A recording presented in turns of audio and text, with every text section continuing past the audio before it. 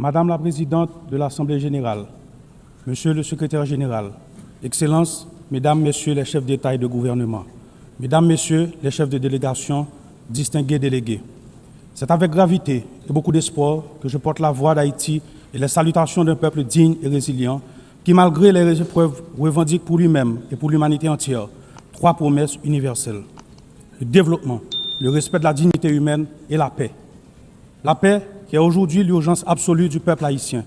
Au nom de ce peuple, je vous adresse, Madame la Présidente, mes plus sincères félicitations pour votre élection à la tête de cette Assemblée. J'exprime également ma gratitude au secrétaire général Antonio Guterres pour son engagement indéfectible en faveur de notre organisation et son soutien constant et multiforme à la République d'Haïti. Mesdames, Messieurs, le thème de cette session, Mieux ensemble, 80 ans et plus pour la paix, le développement et les droits de l'homme, honore l'œuvre remarquable accomplie au fil des décennies. Il rappelle aussi l'impératif de rester unis et résilients face aux crises sans précédent qui menacent l'avenir de la planète, la paix et la sécurité internationale. Aujourd'hui, la faim menace des millions de vies, les conflits armés se multiplient et l'extrême pauvreté s'intensifie, provoquant des migrations forcées qui ébranlent la stabilité internationale et qui mettent à l'épreuve la solidarité des nations. À ces défis s'ajoutent les changements climatiques, la montée du terrorisme, les atrocités de masse, la criminalité transfrontalière, le recul des droits humains, la désinformation. On ne peut fermer les yeux sur l'urgence de renforcer les systèmes de santé, d'assurer une transition énergétique juste et de promouvoir l'égalité de genre, l'inclusion des jeunes. Ces enjeux appellent nous, les leaders mondiaux, à assumer notre responsabilité de bâtir une organisation des Nations Unies mieux adaptée aux défis d'aujourd'hui et aux espoirs de demain. Nous devons veiller à ce que toutes nos actions, y compris les avancées technologiques comme l'intelligence artificielle, servent à la paix, le développement et la dignité humaine. Mesdames et messieurs, à seulement 4 heures de vol d'ici se joue une tragédie humaine, l'une des plus graves de notre hémisphère. Chaque jour, des vies innocentes s'éteignent sous les balles, le feu, la peur. Des quartiers entiers disparaissent, forçant plus d'1 million de personnes à l'exil intérieur et réduisant à néant souvenirs, investissements, infrastructures. Des milliers d'enfants sont privés de leur droit fondamental à l'éducation. Des milliers de jeunes sont condamnés au désespoir. Des centaines de filles et de femmes violées portent à jamais dans leur chair et dans leur âme les stigmates de la violence. Près de la moitié de la population est confrontée à une insécurité alimentaire aiguë. Le système sanitaire s'effondre. Les hôpitaux sont vandalisés, incendiés ou contraints de fermer leurs portes. Les médecins fuient. Des vies sont sacrifiées, faute de soins. Même la prise en charge des personnes vivant avec le VIH ou la tuberculose est menacée. Voilà le visage d'Haïti aujourd'hui. Un pays en guerre, un Guernica contemporain, une tragédie humaine aux portes de l'Amérique, à seulement 4 heures de vol d'ici. Il faut le dire, en Haïti, c'est une guerre qui se joue, une guerre entre des criminels qui veulent imposer la violence comme ordre social et une population désarmée qui lutte pour préserver la dignité humaine et la liberté. La riposte doit être ferme et résolue. Aujourd'hui, la communauté internationale doit, aux côtés d'Haïti, déployer les grands moyens, pas de demi-mesure, mais une action forte, coordonnée et immédiate. Le silence ou l'inaction n'est pas une option. Il faut agir vite pour protéger des vies, rendre l'innocence à des enfants, offrir un avenir à des jeunes et permettre à des citoyens et citoyennes de décider de leur avenir par les urnes. Chaque minute perdue se traduit en vies humaines sacrifiées et en recul de la démocratie. Haïti veut la paix. Haïti attend la paix. Haïti a droit à la paix. Oui, mesdames et messieurs, la paix aujourd'hui, le besoin le plus urgent du peuple haïtien, elle est la raison d'être du combat sans relâche que mènent nos forces de l'ordre et la mission multinationale d'appui à la sécurité. Beaucoup de policiers et soldats sont tombés dans la guerre contre les groupes criminels. Hommage à ces héros haïtiens et kenyans qui ont payé de leur vie, leur engagement pour le rétablissement de la paix et de la sécurité en Haïti. Aujourd'hui, des 2500 initialement requis et promis, il y a sur le terrain seulement 1 millier de membres de la mission multinationale. Leur bravoure, conjuguée à nos propres efforts, n'a pas réussi à contenir la crise sécuritaire. Pourtant, nous avons augmenté de 40% le budget des forces de l'ordre, recruté de nouvelles promotions, renforcé nos effectifs, acquis du matériel et des équipements. Nous devons nous rendre à l'évidence. Haïti se trouve à l'épicentre d'une menace régionale inédite. Des réseaux criminels puissants et lourdement armés cherchent à déstabiliser le pays et à dominer les économies de notre espace commun. La nouvelle ligne de front de ce combat se trouve chez nous, en Haïti. Si nous échouons, les affronter sur notre sol, il sera illusoire de les contenir ailleurs dans la région. C'est pourquoi nous devons afficher la même détermination, la même fermeté et la même unité que celle dont nous avons fait preuve dans la lutte contre le terrorisme. Haïti ne peut et ne pourra relever seul un tel défi. Aujourd'hui, il est impératif de mobiliser une force robuste disposant d'un mandat clair et de moyens matériels, logistiques et financiers adéquats. En cette matière, les leçons de l'expérience de la MMAS et les recommandations des experts haïtiens doivent être mises à profit. Nous avons également besoin d'une coopération internationale renforcée, fondée sur le partage de renseignements et de contrôles douaniers rigoureux afin de stopper le flux d'armes, de munitions, de drogue et de financement vers les gangs.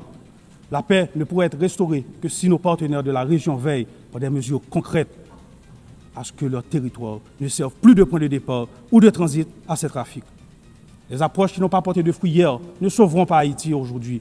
Il est impératif d'écouter la voix du peuple haïtien, d'oser des solutions nouvelles, fortes et adaptées aux réalités du terrain. En ce sens, nous souscrivons pleinement aux efforts engagés pour transformer la mission multinationale d'appui à la sécurité. Nous appelons également à la solidarité de toute la communauté internationale et plus particulièrement l'engagement des membres du Conseil de sécurité pour un vote favorable à la résolution établissant une force de suppression des gangs.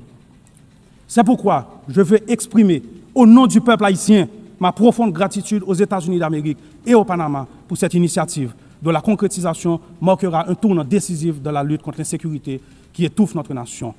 J'adresse également mes remerciements à l'administration du président Trump pour les efforts déployés afin d'apporter soutien et ressources dans notre lutte commune contre les gangs, ces ennemis qui menacent à la fois Haïti et toute la région.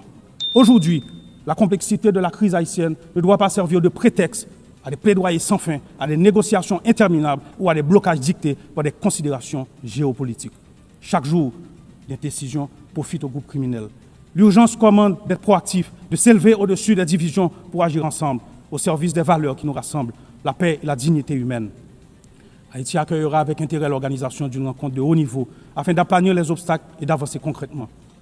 À cet effet, nous saluons les pays de la région qui ne cessent de nous apporter leurs inestimables soutiens, notamment à travers des déclarations au sein de diverses organisations régionales telles que l'OEA et la CARICOM. Nous apprécions à leur juste valeur leur démarche auprès des partenaires du Conseil de sécurité pour une réelle solution à la crise sécuritaire en Haïti. Nous rendons également hommage à tous les États qui, lors des crises passées, se sont tenus à nos côtés et exprimons l'espoir de pouvoir compter à nouveau sur leur engagement. Ensemble, nous pouvons et nous devons résoudre cette crise qui a trop duré. 12 millions d'hommes, de femmes et d'enfants attendent cet engagement. Mesdames, Messieurs, le Conseil présidentiel de transition est né d'un consensus politique issu d'intenses négociations entre les forces vives de la nation. Ce Conseil, dont la mise en place a été appuyée par d'importants partenaires internationaux et facilité par les éminentes personnalités de la CARICOM, dispose d'un agenda clair, au cœur duquel figure l'organisation d'élections libres et crédibles. Je répète, d'élections libres et crédibles. En dépit des multiples défis liés à la crise sécuritaire, le processus électoral pour lequel le CPT et le gouvernement font preuve d'une volonté politique réelle connaît des avancées significatives. Le Conseil électoral provisoire a déjà identifié plus de 85% des centres de vote, mobilisé plus de 70% du personnel électoral et un financement national de 65 millions de dollars est garanti.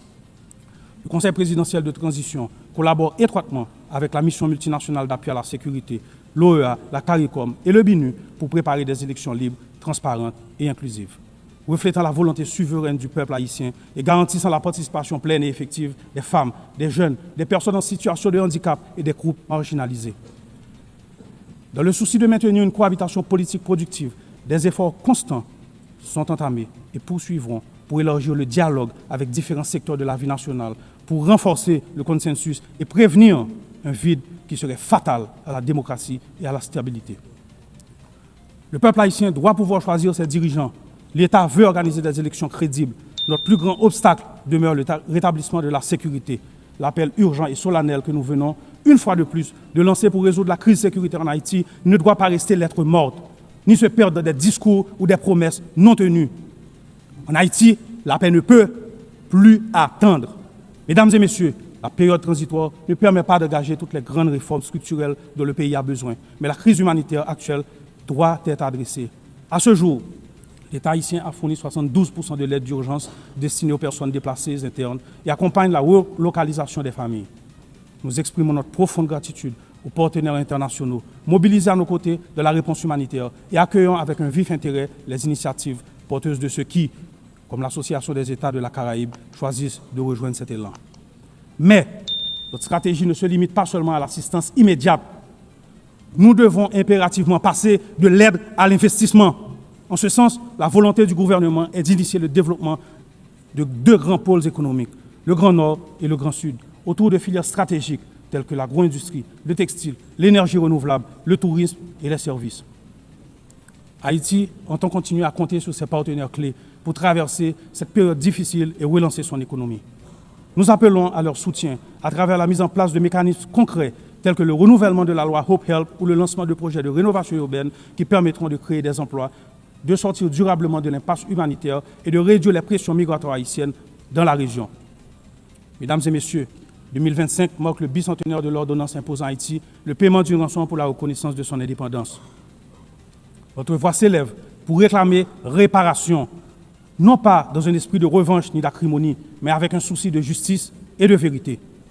Nous avons accueilli avec satisfaction la déclaration de la présidence française qui reconnaît la nécessité d'ouvrir des espaces de dialogue et de vérité historique, ainsi que la résolution du 5 juin 2025 de l'Assemblée nationale française reconnaissant l'injustice de cette rançon. Haïti a mis en place le Comité national de réparation et de restitution. Nous demandons que ces avancées soient suivies d'actions concrètes. La France, patrie des droits de l'homme, a aujourd'hui l'opportunité d'écrire une nouvelle page de son histoire avec Haïti en honorant les idéaux de liberté, d'égalité et de fraternité qui nous unissent. Mesdames et messieurs, je me dois de souligner l'apport inestimable de la diaspora haïtienne à travers le monde et le sort souvent difficile qui lui est réservé.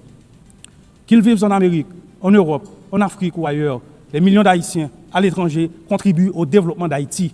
Alors que nous traversons une crise multidimensionnelle, nous appelons à la patience et à la compréhension de nos partenaires et amis, afin que nos ressortissants soient toujours traités avec respect et dignité.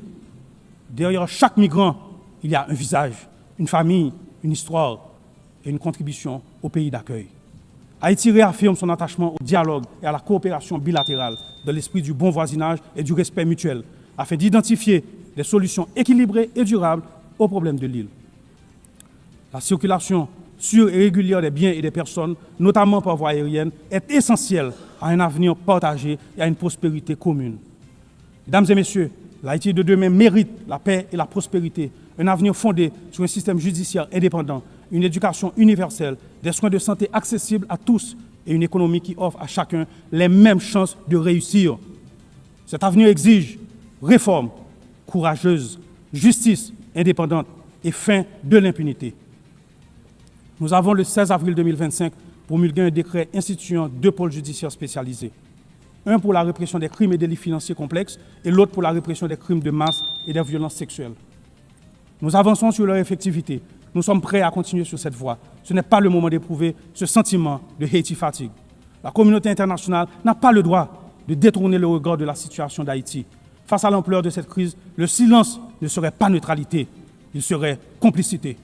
Mesdames et messieurs, permettez-moi de rendre hommage au peuple haïtien. Le représenter ici est le plus grand honneur de ma vie. Au-delà de fonction de président du Conseil présidentiel de transition d'Haïti, je suis un citoyen haïtien authentique, engagé et profondément attaché à cette terre. Une terre de liberté et de dignité, de courage et de talent. Haïti n'est pas une nation de résignés. Nous sommes un grand peuple, un peuple solidaire, des femmes et des hommes qui se sont sacrifiés pour leur patrie et pour l'humanité. Haïti n'est pas un territoire livré aux criminels armés, mais une nation debout, composée de familles dignes et résilientes, qui chaque jour, malgré les pires épreuves, luttent pour un avenir meilleur.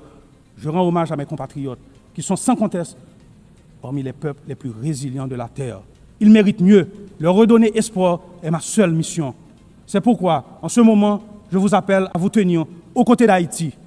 Nous devons bâtir la paix en Haïti, pour la Caraïbe, pour les Amériques, pour l'humanité entière. Je vous remercie.